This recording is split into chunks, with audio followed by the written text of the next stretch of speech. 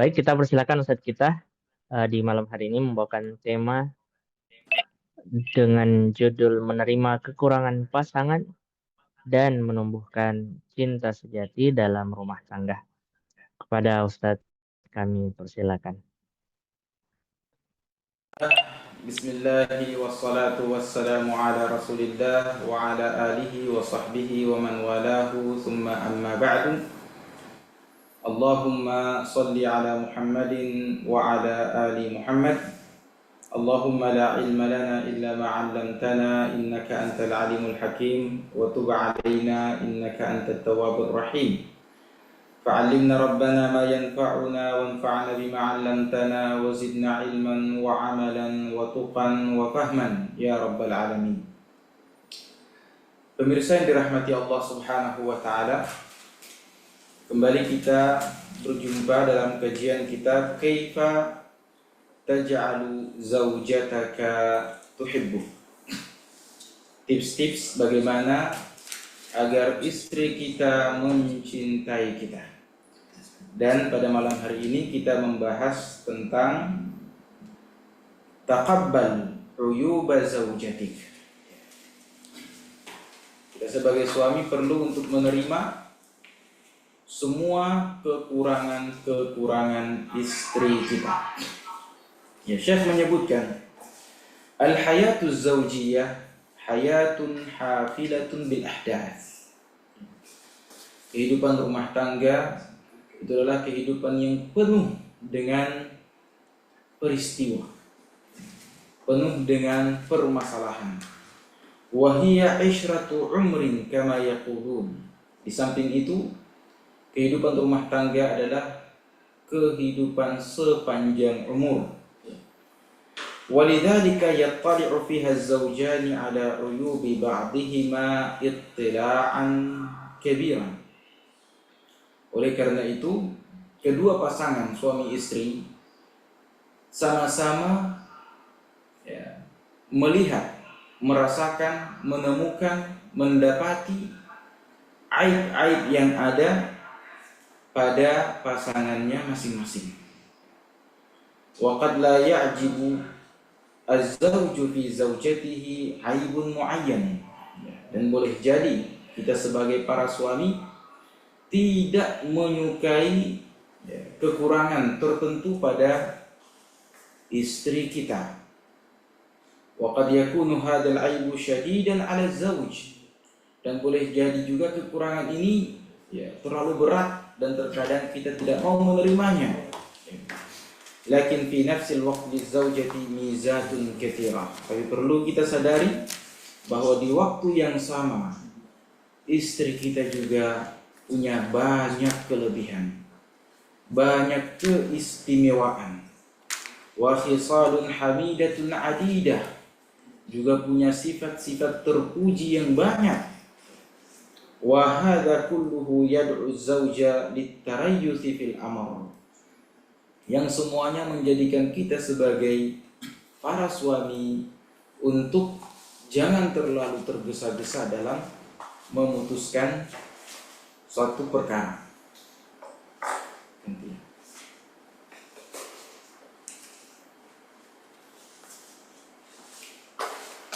Baik, kita lanjut. Wa alla yahkuma ala zaujatihi min khilali uyubiha fahasab. Dan jangan menilai pasangan kita, istri kita itu berdasarkan kekurangannya saja. Bal yanzura ilal hasanati was sayyi'at. Tapi mesti dia melihat, di samping melihat kekurangannya, dia mesti juga melihat kelebihan-kelebihannya. Wala yahkumu binadratin uhadiyah. Dan jangan menghukumi hanya dari satu sisi saja. Wala yakrahu az-zawju zawjatahu li khuluqin mu'ayyanin mawjudin fiha tubi'at alaihi. Jangan juga kita hanya membenci atau kita membenci istri kita dikarenakan satu kekurangannya, yang kekurangan itu pun dia itu sudah menjadi tabiatnya, sudah menjadi perkara yang dia bawa sejak lahirnya. Karena apa? Karena Allah Subhanahu wa taala berfirman, "Wa'ashiruhunna bil ma'ruf fa in karihtumuhunna fa asa an takrahu syai'an wa yaj'alallahu fihi khairan katsira." Dan pergaulilah istri-istri kalian itu dengan cara yang ma'ruf, dengan cara yang baik, yang sesuai kearifan lokal tempatan masing-masing, ya.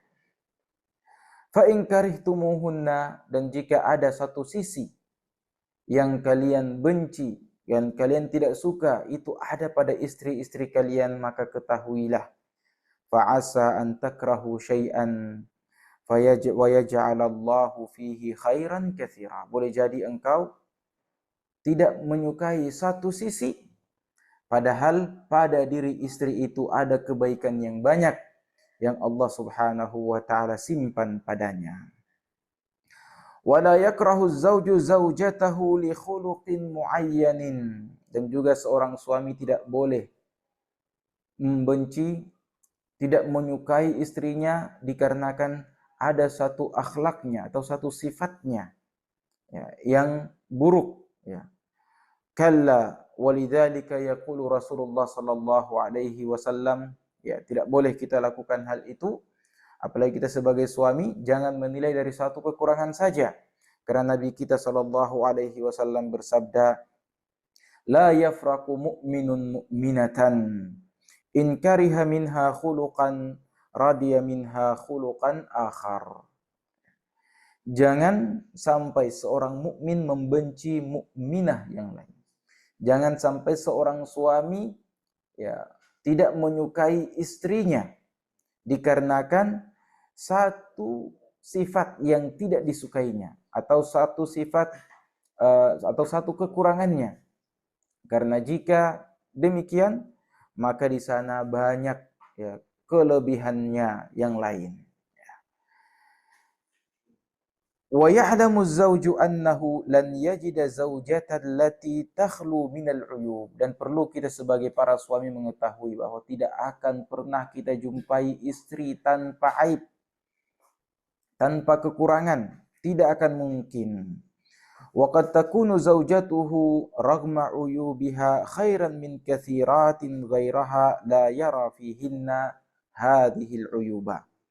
Dan boleh jadi, ya, satu kekurangan ini yang ada pada istri kita, ya, itu jauh lebih bagus, lebih baik dibandingkan wanita-wanita di luar sana, ya, yang sama sekali kita belum mengetahui kekurangan-kekurangan mereka.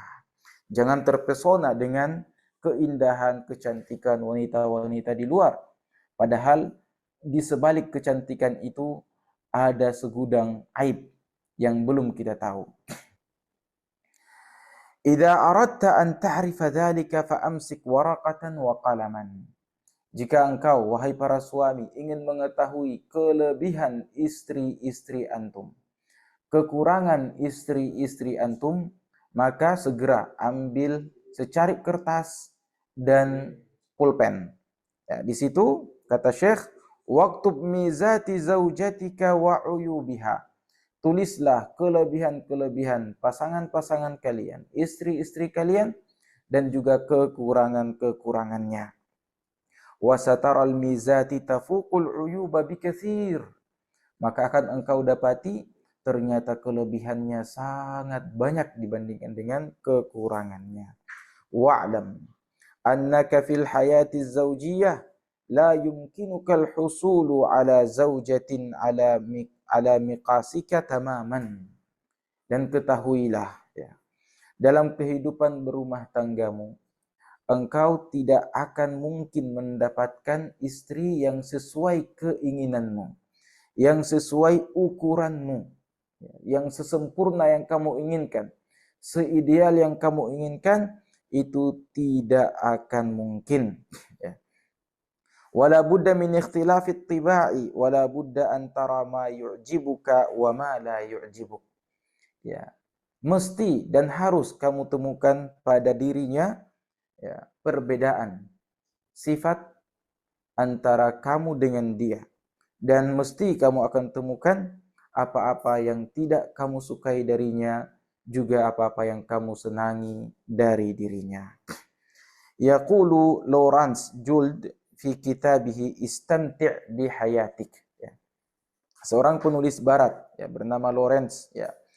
Ada kitabnya berjudul Istamti' bil hayat ya. Bersenang-senanglah dengan hidup. Dia berkata di situ, wa afdalu ma yushabbahu bihi zawaju huwa mahallul ibaah. Nah, dan sebaik-baik permisalan untuk rumah tangga kita itu persis seperti mahallul ibaah, toko pakaian. Alladhi tajidu fihi asnafan minal aghtiyati jahizatan. Di sana akan kamu temukan pakaian-pakaian yang siap pakai. Ya. Wala tajidu fiha asnafan tu'addu laka hasabat talab. Di sana tidak akan kamu temukan ya pakaian yang dijahit sesuai keinginanmu. Semuanya sudah selesai dijahit dan dipajang, tinggal dicocok-cocokkan apakah cocok dengan kamu ataukah tidak. Nah, faladaika hina idin an takhtara ansabal asnafi wa aqrabaha ila talabik. Ketika kita sampai di toko pakaian, yang bisa kita lakukan hanyalah memilah dan memilih yang cocok dengan apa yang kita inginkan.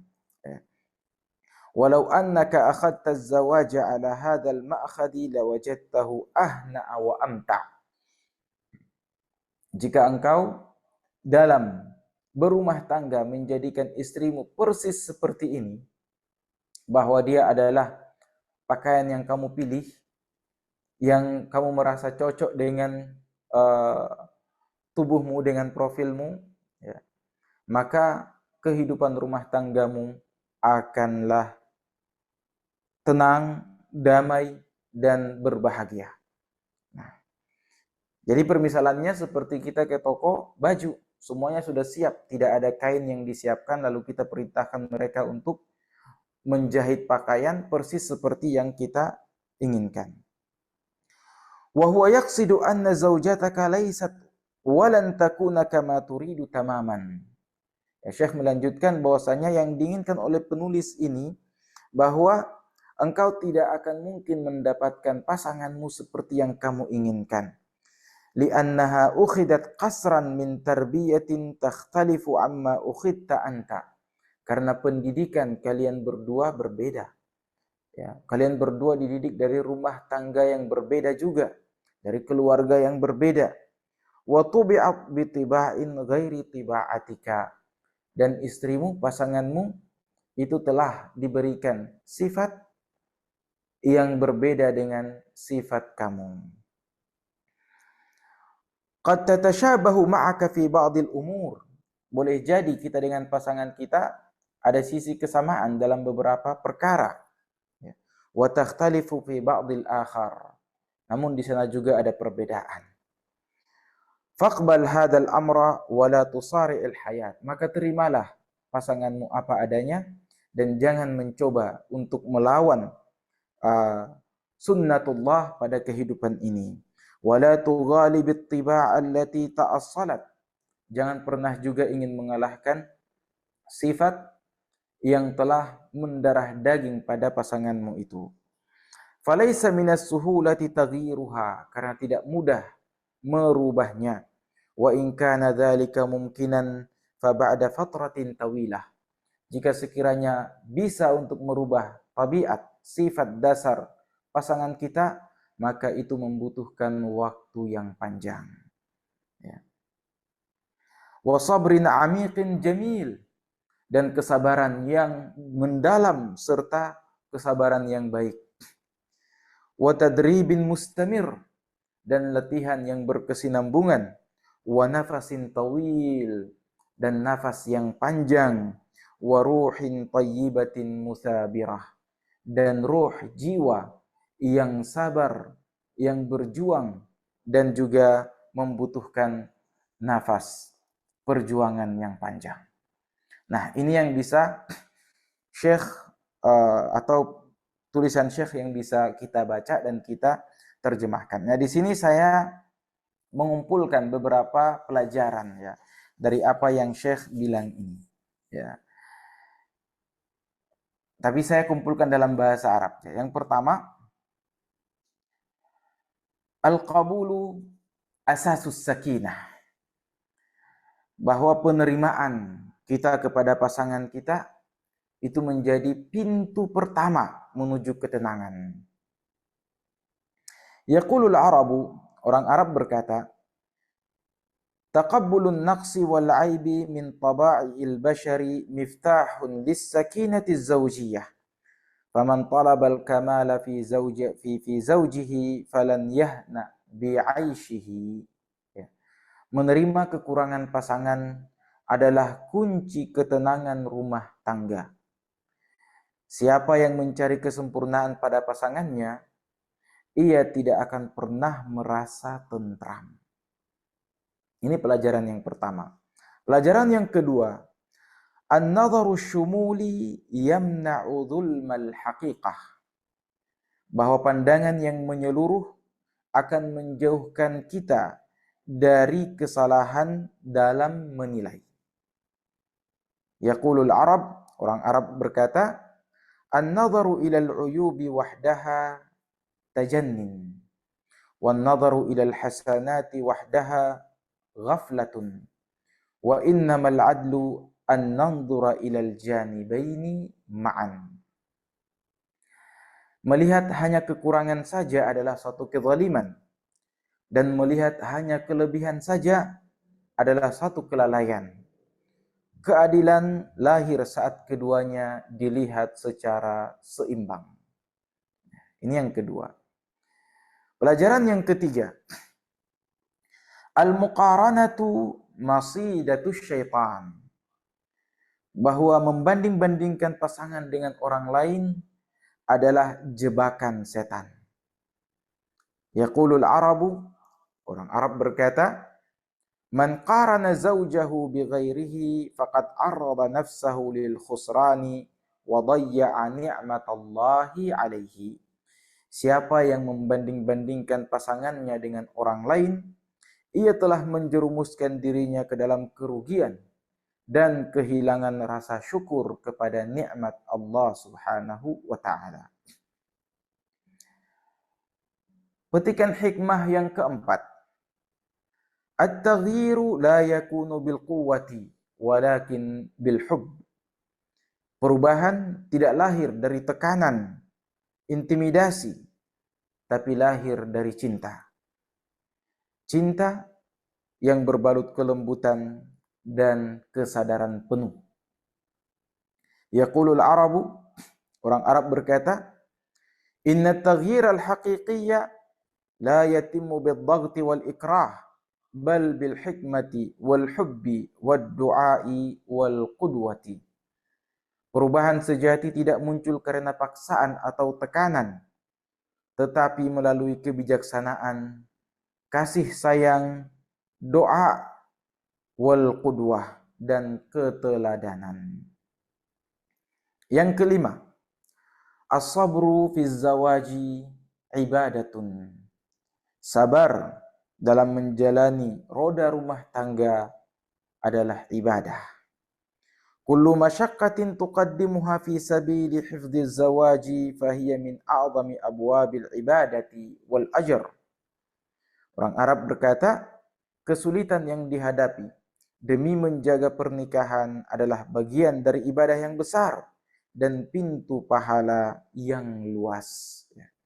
Kesabaran dalam berumah tangga bukanlah satu kelemahan. Keenam, dawa'uz zawaji du'aun wa hikmatun wa taghaful. Obat dari pernikahan agar tetap langgeng adalah doa yang tulus yang selalu terpanjatkan, hati yang bijaksana menerima segala kekurangan pasangan, dan seni mengabaikan. Ini penting, seni mengabaikan kekurangan pasangan, taghaful. Apalagi pada perkara-perkara yang kecil. Jangan dibesar-besarkan. Al-Arabu yaqul, at-taghafulu fannun, wat-tafahumu ilmun, wat-tawakkulu quwwatun, wad du'a'u silahul mu'min.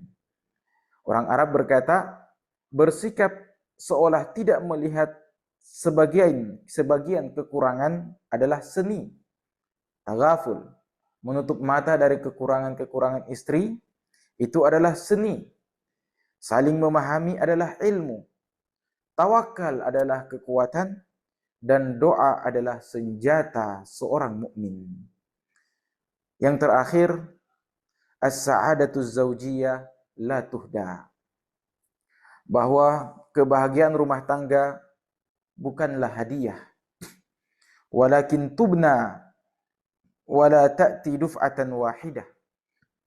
Walakin tatashakkalu ma'al ayyam bis sabri wal mahabbati wat tafahum.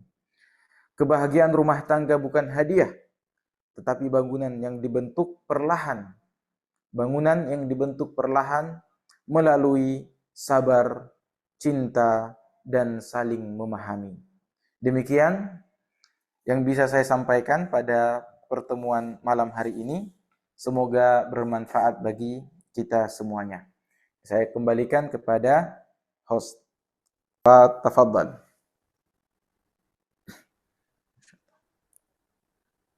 Baik, Masya Allah, syukran wa jazakumullah khairan kepada Ustadz kita di malam hari ini, Masya Allah, yang telah memberikan materi pengantar Kedengaran. tentang seni memaafkan kekurangan pasangan, ya, atau yang kita istilahkan tadi dengan at-taghaful. Barakallahu fiik wa jazakumullah khairan, Ustadz.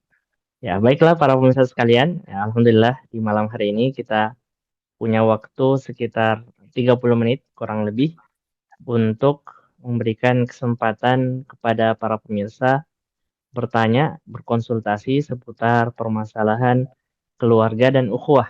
Dan insya Allah kita akan membacakan pertanyaan-pertanyaan yang masuk dari para pemirsa. Maka silakan berikan penjelasannya, silakan berikan pertanyaannya, dan nantinya kita akan bacakan. Atau juga ada yang mau bertanya langsung karena pertanyaannya mungkin panjang, silakan raise hand, nanti kita izinkan untuk bertanya dan membuka mic langsung kepada Ustadz.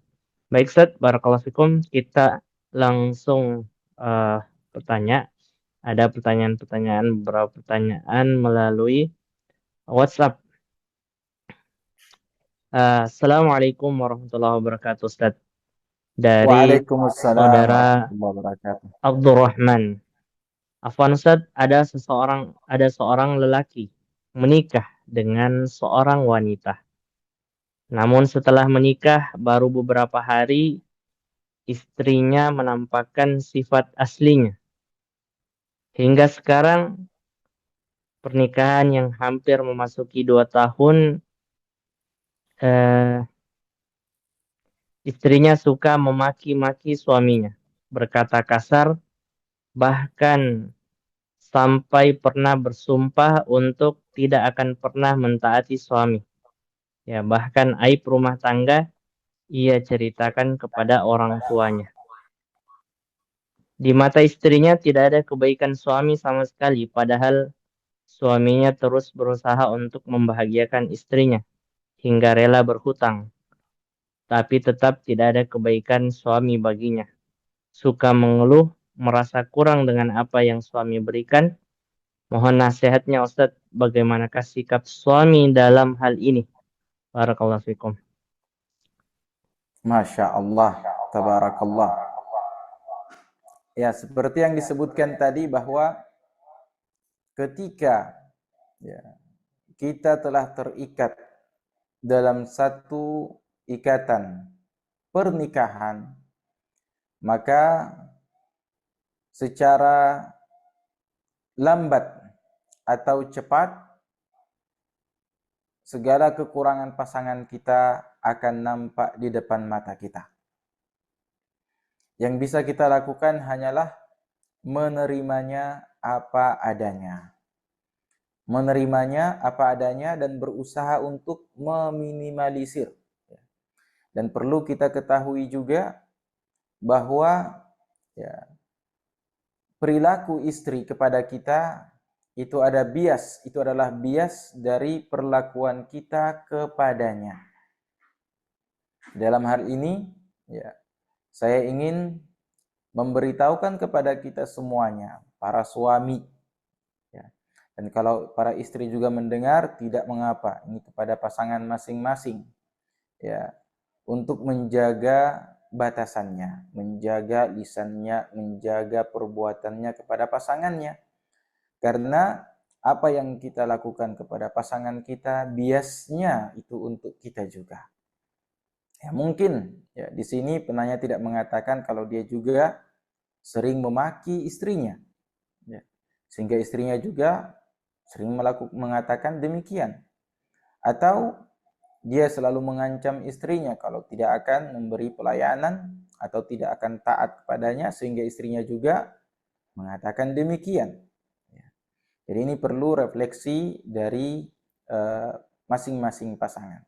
Ini yang pertama. Yang kedua, bahwa usia pernikahan kita masih muda, baru 2 tahun. Sabarlah.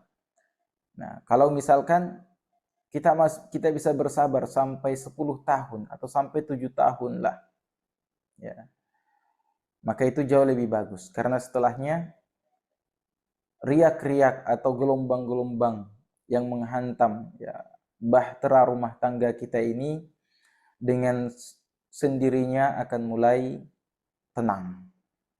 Ya. Jadi jangan terlalu gegabah, jangan terlalu melihat kekurangan itu sebagai suatu hal yang besar, yang seperti ibaratnya kita berdiri di bawah tebing yang hampir, atau tebing itu hampir roboh menimpa kita. Tidak.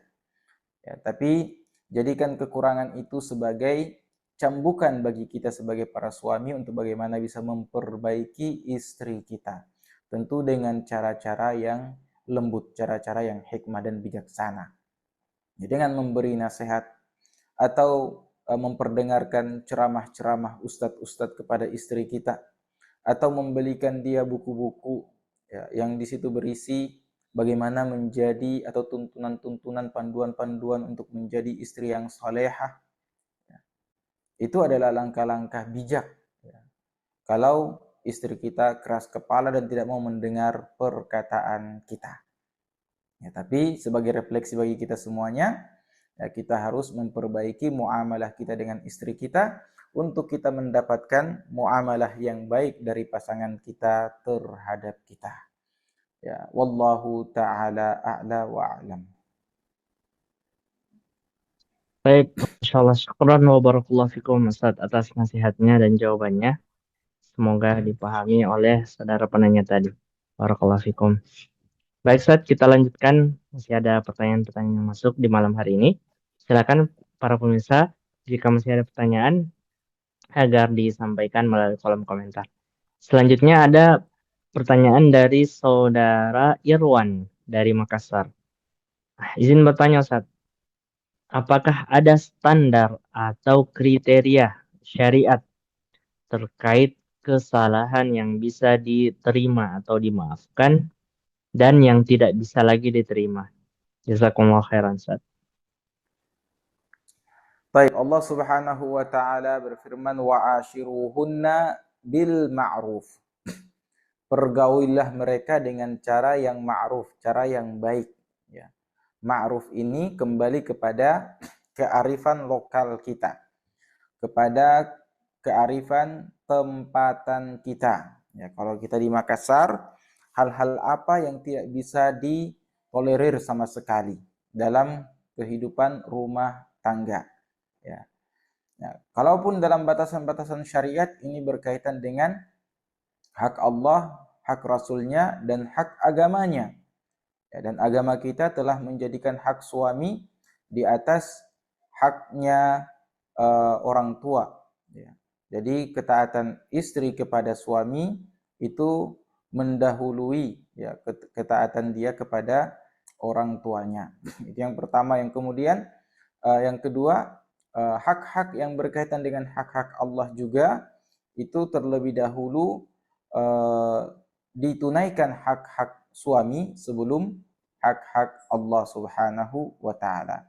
Nah, dalam hal ini jika terjadi pelanggaran-pelanggaran syariat, pelanggaran-pelanggaran syariat, ya. Dan dalam konteksnya taat kepada makhluk itu sebatas ketaatan kepada Allah Subhanahu wa taala. Manakala taat kepada makhluk itu mengeluarkan kita dari ketaatan kepada Allah, artinya menjatuhkan kita dalam kemaksiatan, maka dalam hal ini tidak ada ketaatan pada makhluk, siapapun dia. Siapapun dia. Jika melihat pada konteks suami istri, maka ketika suami memerintahkan istrinya untuk bermaksiat kepada Allah, maka tidak ada ketaatan di sana. Nah, jika istri juga memerintahkan suaminya untuk bermaksiat kepada Allah, maka di sana tidak ada ketaatan sama sekali. Nah, jika ada pelanggaran-pelanggaran yang tidak bisa ditolerir seperti misalkan suami atau istri melakukan perbuatan kesyirikan, atau mengajak kepada kesyirikan, atau mengajak kepada kekafiran. Nah, ini tidak boleh ditolerir.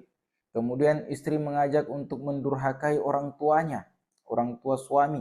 Ini juga tidak boleh, tidak bisa tolerir. Tidak ada kata tidak mengapa. Tidak ada. Semuanya tidak boleh dipatuhi, tidak boleh dijalankan, dan tidak boleh dan itu Islam menjadikannya sebagai hal-hal yang tidak bisa ditolerir. Apalagi hak orang tua suami kepada ibunya itu adalah hak syariat. Ya.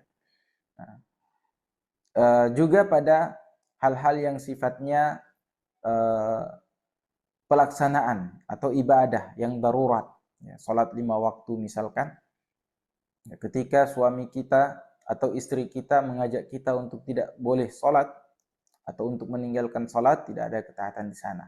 Ketika kita memerintahkan dia untuk salat dan dia tidak salat, nah maka ini butuh kesabaran kita, atau kalau kita tidak sabar ya boleh untuk diberikan sanksi-sanksi yang dibenarkan dalam syariat. Dan ini ya kembali kepada kebijaksanaan sang suami. Karena Allah telah mengatakan ar-rijalu qawwamuna 'alan nisa, bahwa kaum lelakilah, para suami-suami itulah sebagai qawwam. Qawwam itu artinya setiap kali ada kebengkokan pada pasangannya, maka dia harus meluruskannya. Ya, setiap kali ada kesalahan syariat, maka dia harus meluruskannya. Kalau misalkan kesalahan-kesalahan syariat yang tidak bisa ditolerir tadi, perbuatan kesyirikan, durhaka kepada orang tua, mengajak untuk tidak sholat, itu dibangun di atas kejahiliaan, karena ketidaktahuan, maka sang suami berhak untuk mengajarkan. Ya. Harus diberi edukasi kepada pasangan-pasangan kita. Ya, dengan cara-cara yang bijak. Ya.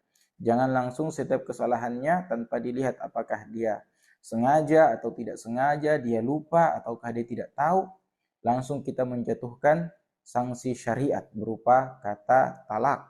Ya, ini tidak boleh. Tapi perlu dilihat, diteliti dengan cara-cara yang bijak agar tidak terjadi keretakan dalam rumah tangga yang berujung kepada perpisahan. Wallahu ta'ala a'la wa a'lam. Masya Allah, syukran wa jazakallah khairan Ustaz atas nasihatnya terkait dengan pertanyaan tadi.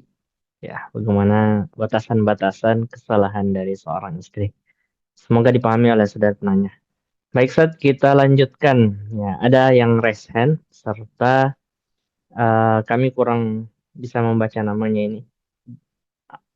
Simak Jumul Asar ya. Silakan bagi saudara Asar ya mungkin namanya.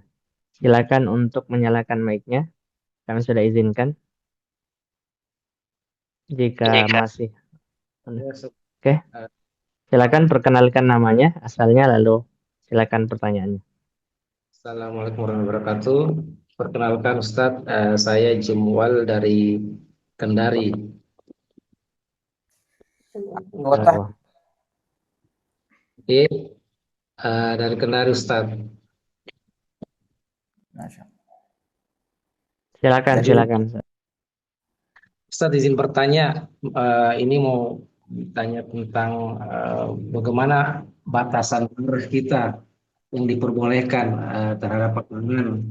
Eh, Batasan apa Ketika tadi? batasan marah Ustaz yang diperbolehkan dalam syariat Islam terhadap untuk menghadapi pasangan dan anak-anak kita Ustaz. Dan bagaimana cara mengelola marah kita itu agar tidak merusak hubungan atau mungkin menyakiti perasaan anak-anak. Uh, itu saja Ustaz. Pertanyaan saya, terima kasih. Syukran. Assalamualaikum warahmatullahi wabarakatuh. Masya Allah. Batasan marah dalam Islam itu selama ya kita masih sadar, selama kita masih sadar. Nah, maka marah kita itu bernilai dosa, ya, atau bernilai negatif ketika kita masih sadar. Kalaupun kita tidak sadar ketika marah, ya, ada orang yang marah itu sampai tidak sadar, sehingga dia mengeluarkan sumpah serapah dan seterusnya. Lalu setelah marahnya reda, ditanya, dia mengingkari perbuatan itu. Berarti ini marah yang tidak terkontrol lagi, di mana dia tidak sadar dengan kemarahan itu. Maka ini tidak ada hukumannya atau tidak ada hukumnya dalam Islam, bahkan dimaafkan. Nah, selama kita masih kontrol, masih sadar dengan kemarahan kita, maka cara-cara yang kita tempuh jangan sampai menyakiti secara verbal atau dengan perbuatan kita. Ketika kita marah kepada istri kita, maka di sana ada cara syariatnya. Yang pertama, fa'idhuhunna, beri nasihat. Kemudian yang kedua, wahjuruhunna fil madaji', pisah ranjang.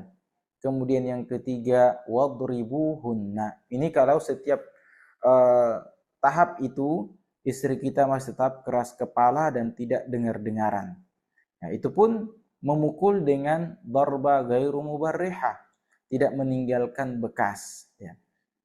Pukul yang tidak meninggalkan bekas. Mungkin dengan telapak tangan kita pukulkan pada betisnya atau pada telapak kakinya atau pada telapak tangannya, sekedar untuk memberitahukan dia bahwa saya sedang marah.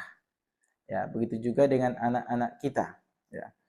Dan perlu dibedakan, ya, kalau anak-anak kita mengharuskan, misalkan kita mengharuskan dengan memukul, misalkan, ya, maka memukul kita, menasihati kita kepada mereka itu dengan niat takdib, ya, menanamkan adab kepada mereka. Tapi anak-anak kita itu adalah pencontek, pendikte ulung. Dia tidak menjadi baik kecuali apa yang dia lihat dari ibu bapaknya. Dia tidak menjadi nakal kecuali itu yang dia dapati dari ibu bapaknya atau lingkungannya. Nah, sehingga kepada ibu dan bapak ini, ketika mendapati anak-anaknya datang dengan membawa kebiasaan-kebiasaan buruk yang dia dapati dari lingkungannya, maka dia harus segera mentakdib, ya, membetulkan, mengajarkan adab-adab Islami yang benar. Ya, ketika anak-anak kita berperilaku tidak layak, maka jangan langsung dicecar dengan marah, tidak boleh. Ya, misalkan salah satunya disebutkan kalau anak-anak kita misalkan tiba-tiba suka memukul, suka mencubit dan seterusnya. Ketika dia marah, ya, maka cara kita adalah dengan memberi dia ruang yang kosong atau memenuhi ruang yang kosong yang ada pada dia dengan cara dipeluk, didamaikan hatinya, baru diberi nasihat. Saya tahu, bapak tahu, atau ibu tahu kamu sedang marah, nak. Tapi memukul itu tidak baik, mencubit itu tidak baik. Ya, dengan cara-cara yang bijaksana seperti ini, ya, akan segera didengar oleh anak-anak kita. Dan juga perlu dibedakan mana kebiasaan atau tipe dan sifat anak laki-laki dan anak perempuan. Kalau anak perempuan itu pendengar, sementara anak laki-laki, anak perempuan mendengar dengan antusias, dengan memandang kita dan seterusnya. Sementara anak laki-laki, ya dia acuh tak acuh memalingkan wajahnya dari kita atau sibuk dengan permainannya, tapi sebenarnya dia sedang mendengar. Dia sedang mendengar. Jadi jangan kita terbawa emosi, lalu kemudian memukulnya dan mengatakan, lihat saya, lihat bapak, lihat abi ketika sedang memberi nasihat. Ini perlu diketahui juga, ini adalah satu kesalahan. Jadi sampaikan saja, apalagi itu anak laki-laki, meskipun dia sedang sibuk dengan atau memalingkan pandangannya dari kita atau sibuk dengan mainannya, tetap kita ucapkan nasihat kepada dia, karena pada hakikatnya dia sedang mendengar. Wallahu ta'ala a'la wa a'lam. Demikian yang bisa saya berikan. Wallahu ta'ala a'lam. Baik. Syukran wa jazakumullah khairan Ustaz atas jawabannya. Semoga kita juga mengambil faidah dari penyampaian Ustaz kita tadi. Baik, kita lanjutkan Ustaz pertanyaan yang berikutnya. Pertanyaan berikutnya dari hamba Allah Ustaz. Ini curahan hati seorang pejuang rumah tangga Ustaz. Masya Allah. Ya, sangat membutuhkan nasihat. Pertanyaannya panjang Ustaz, mungkin kami singkat. Dan ini bukan satu kasus ya, tapi banyak kasus di luar sana. Pak Ustaz, mohon nasihatnya terkait kami seorang istri yang bekerja, ikut bekerja mencari nafkah. Ya, bekerja dari pagi sampai sore, pulang ke rumah, alhamdulillah sudah menunaikan semua kewajiban-kewajiban, memasak, menyiapkan makanan dan lain sebagainya, mencuci. Alhamdulillah semua sudah dilakukan. Namun karena kelelahan itu Ustaz, ya terkadang kami tidak mampu untuk memberikan pelayanan ya secara biologis kepada suami ya karena efek kelelahan, sehingga ini sedikit membuat pertengkaran ya, dan kami sudah berusaha untuk memahamkan suami ya agar tidak termasuk dalam hadis yang semua kita mungkin tahu ya, ketika seorang istri menolak maka akan dilaknat oleh malaikat. Namun ini belum menemukan titik tengahnya Ustaz. Ya, ataukah memang seorang istri itu harus selalu siap melayani meskipun fisiknya itu sedang dalam keadaan yang sangat letih? Dan mohon nasihatnya Ustaz, karena kami juga bingung dengan keadaan yang seperti ini dan kami meminta nasihat untuk kedua belah pihak. Barakallahu fiikum Ustaz. Baik. Ar-rijalu qawwamuna 'alan nisa bima faddalallahu bihi ba'dahum 'ala ba'd wa bima anfaqu min amwalihim. Ya. Lelaki itu sebagai qawwam. Telah saya sebutkan tadi arti qawwam. Setiap ada kebengkokan pada istri, maka suami berhak untuk meluruskannya. Wajib untuk meluruskan. Kemudian keutamaan ini Allah Subhanahu wa taala bagi-bagi, ya, berikan kepada laki-laki ya kelebihannya daripada perempuan, dikarenakan ya bima faddalallahu, ini dikarenakan Allah Subhanahu wa taala mewajibkan infak, hak nafkah, memberi nafkah itu kepada suami, Nah, sehingga ketika ya, istri dalam hal ini sukarela untuk membantu suaminya, sukarela ya, karena tidak ada kewajiban bagi istri untuk mencari nafkah.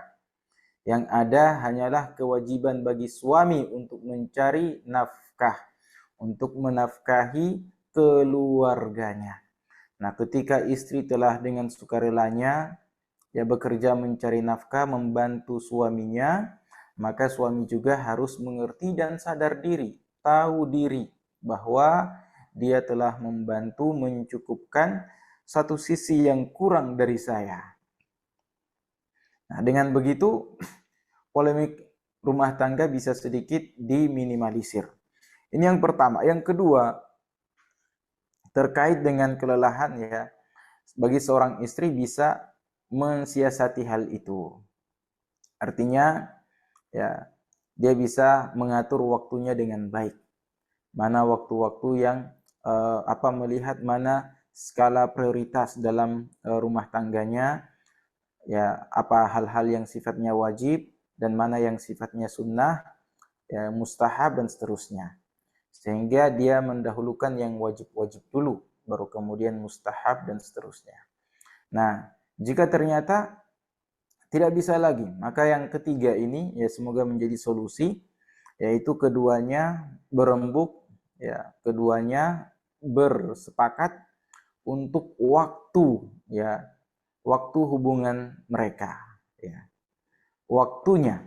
Ya, kalau misalkan di awal malam tidak bisa, maka carilah di akhir malam ketika semuanya sudah tertidur pulas, ya, sudah mengambil bagian dari istirahatnya, dan sebelum atau setelah sholat subuh, ya, bisa ditunaikan haknya masing-masing.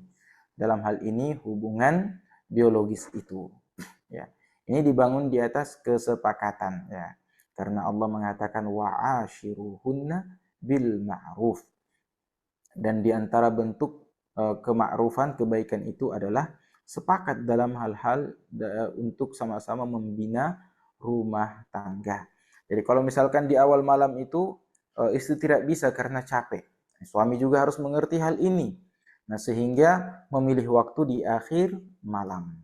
Memilih waktunya di akhir malam. Ya, karena ya hubungan ini jika dilakukan dalam kondisi istri kurang fit, itu juga ya tidak mendatangkan atau tidak memberikan kebahagiaan kepada kedua-duanya. Sementara ya dalam rumah tangga itu hubungannya timbal balik, ya. Jangan egois dengan keinginan sendiri, tapi mesti bersama-sama.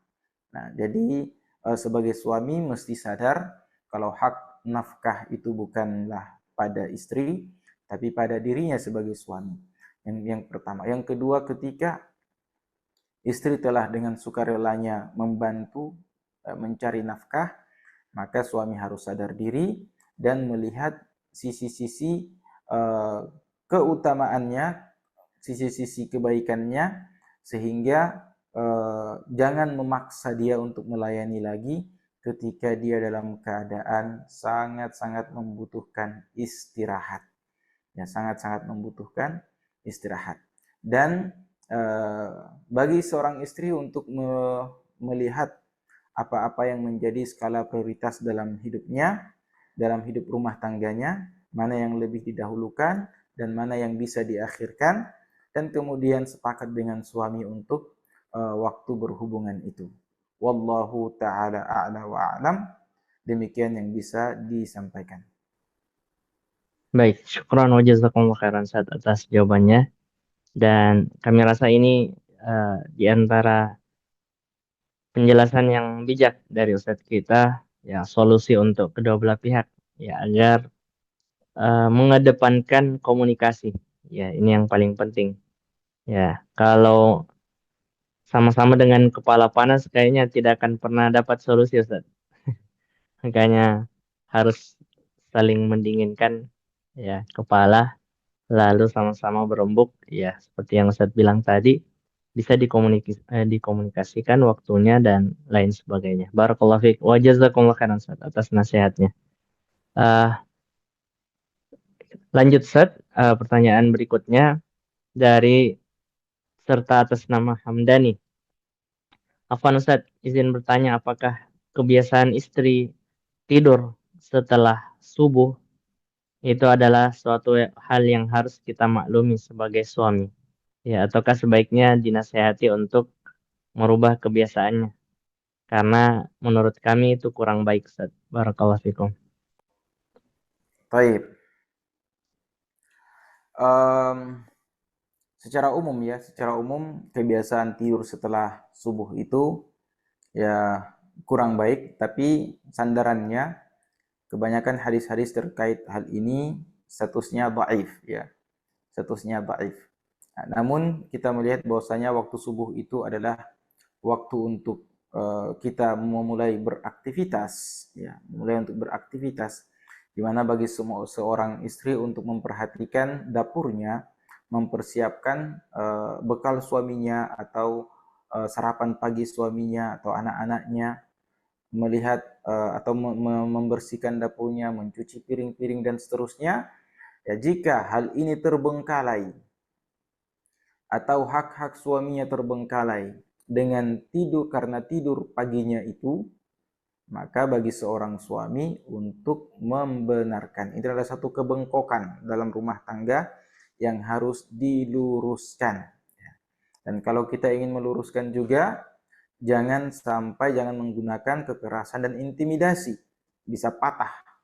Tapi dengan cara-cara yang bijaksana. Ya, dengan cara-cara yang bijaksana. Mungkin diajak bertukar pikiran, ya, atau membantu istri kita untuk meninggalkan kebiasaannya itu. Selesai sholat subuh, ayo kita jalan-jalan keliling kompleks, ya. Kemudian membantu dia di dapur menyelesaikan, mencuci piring dan seterusnya, cuci pakaian, sementara dia menanak nasi dan seterusnya.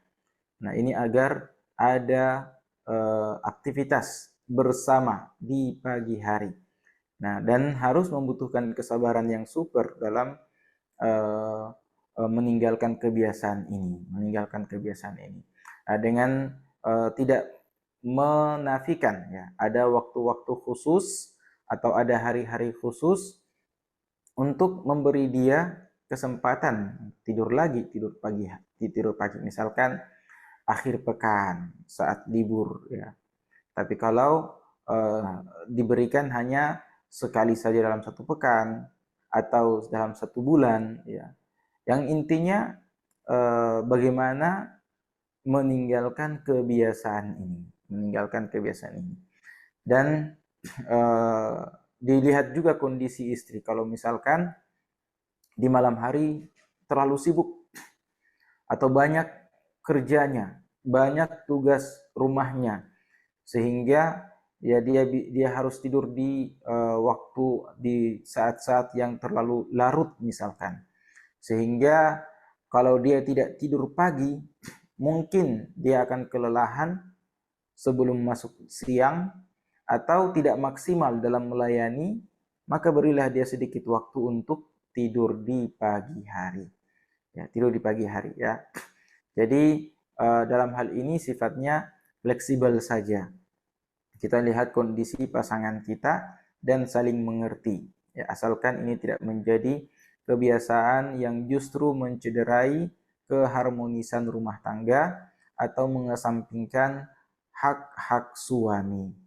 Atau suami dalam hal ini merasa hak-haknya tidak terpenuhi dengan baik oleh sang istri. Ya, selama hal itu bisa dirembukkan dengan baik, bisa diselesaikan, maka itulah yang terbaik. Dan selama istri kita masih mendengar nasihat kita, jangan dibesar-besarkan perkara-perkara yang kecil, yang itu bisa hilang dengan sendirinya ketika dia sudah punya banyak anak atau sudah punya banyak pekerjaan. Ya, mungkin karena tidak ada pekerjaan, mungkin baru hidup bersama 2 orang ya, kita dengan suami dengan istri saja belum punya momongan, sehingga belum punya kesibukan ya, sehingga dia berpikir saya mengambil 1 jam dulu setelah subuh, nanti setelah itu saya siapkan semuanya dan bisa dan itu tidak mengganggu pelayanannya kepada suami, maka ini tidak mengapa ya. Dan suami juga boleh untuk mencari-cari cara agar dia meninggalkan kebiasaannya ini, entah dengan zikir pagi secara bersama atau mengaji bersama atau jalan santai ya. Demikian wallahu taala a'la wa a'lam. Baik, Masya Allah, syukran wa jazakallah khairan Ustaz atas jawabannya terkait dengan pertanyaan tadi. Ya ini masih ada sekitar 5 pertanyaan, tapi sudah pukul 10 Ustaz. Ya, apakah kita cukupkan atau masih bisa menjawab pertanyaan? Gimana? Ya, Kita Ji. baik. Baik Ustaz, mungkin 2 pertanyaan terakhir Ustaz. Ya, 2 pertanyaan terakhir mungkin. Ya, kami ingatkan sekali lagi kepada pemirsa ya, mohon maaf kalau ada pertanyaan yang belum terjawab, bisa dikirimkan ulang melalui call center Dewan Syariah, nanti dijawab secara tulisan ya. Dan kalau Zoom, program Zoom kita seperti ini, ya hendaknya dikirimkan lebih awal kalau mau jawabannya lebih cepat. Ya, jangan di ujung-ujung nanti kecewa kalau tidak terjawab. Masya Allah. Barakallahu fikum. Saya Ustaz.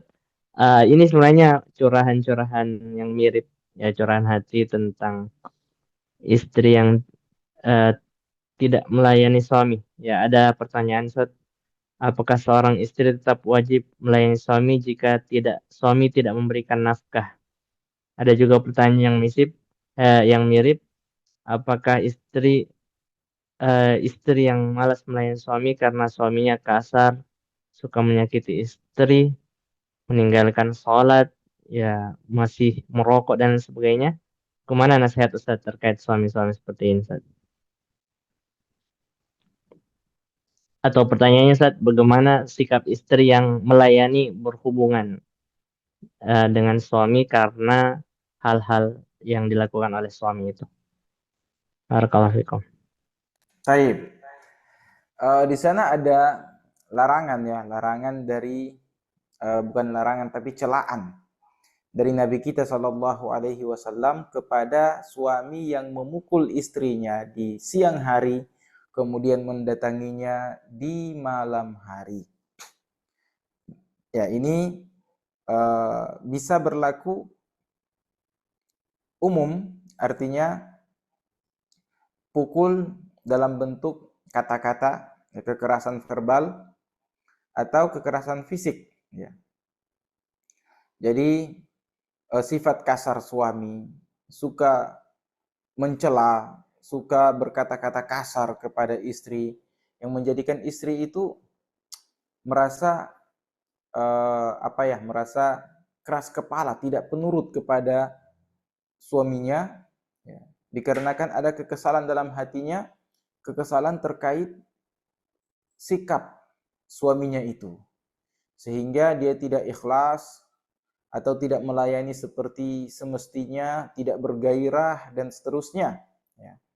Maka hal ini, ya, kalau istri melakukan demikian, maka keberhasilan dalam rumah tangga itu dibangun di atas keterusterangan. Ya, keterusterangan. Ya. Istri boleh mengadukan hal itu kepada suaminya.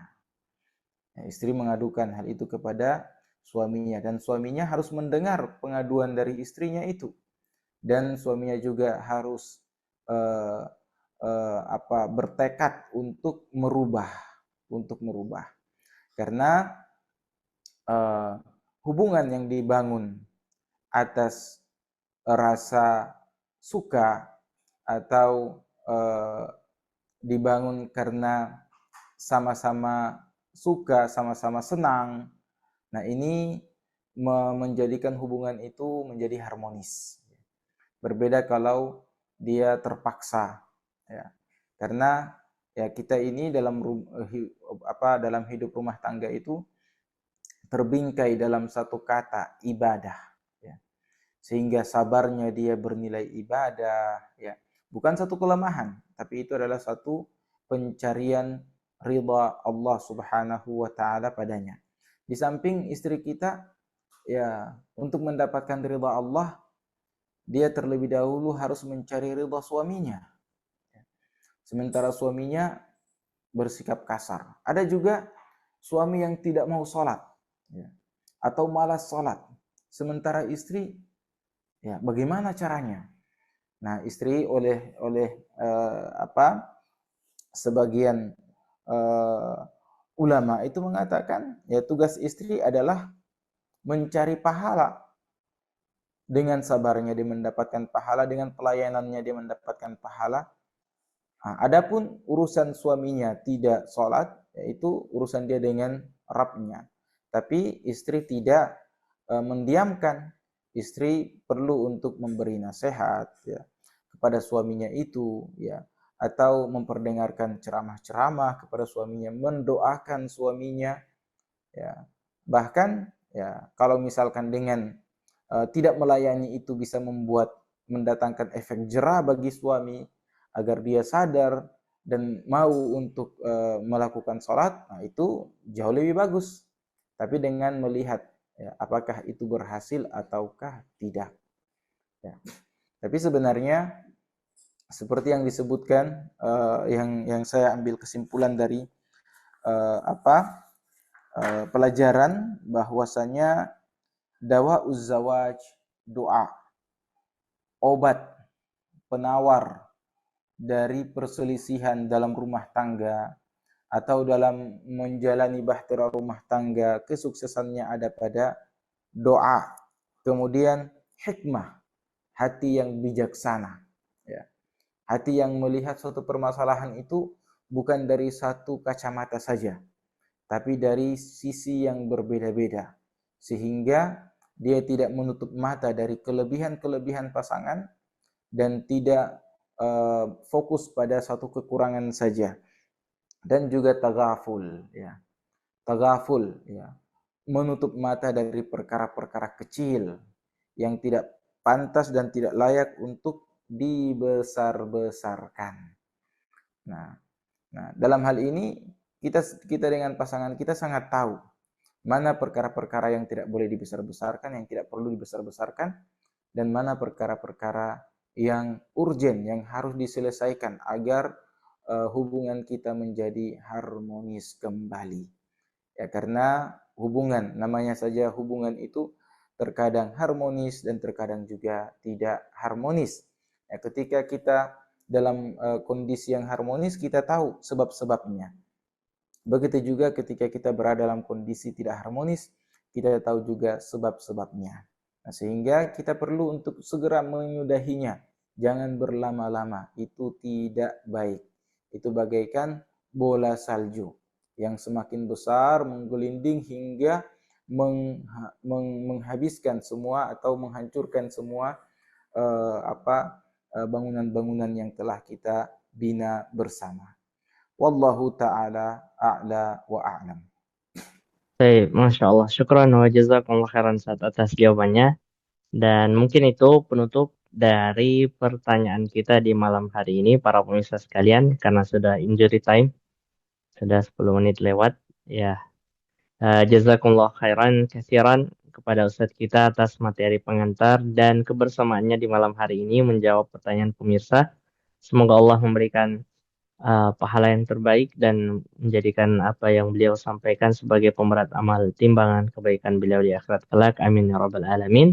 Dan kepada pemirsa, kami ucapkan terima kasih atas partisipasinya di malam hari ini. Kami ingatkan sekali lagi, pertanyaan-pertanyaan yang belum terjawab, silakan dikirimkan ulang di call center Dewan Syariah. Mudah-mudahan bisa dijawab secara tertulis ya, bagi yang ingin mendapatkan jawaban karena keterbatasan waktu kita. Kita tutup dengan doa kafaratul majelis. Subhanakallah bihamdik, asyhadu an la ilaha illa anta astaghfiruka wa atubu ilaik. Assalamualaikum warahmatullahi wabarakatuh. Kami izin pamit Ustaz. Jazakumullah khairan. Waalaikumsalam warahmatullahi wabarakatuh.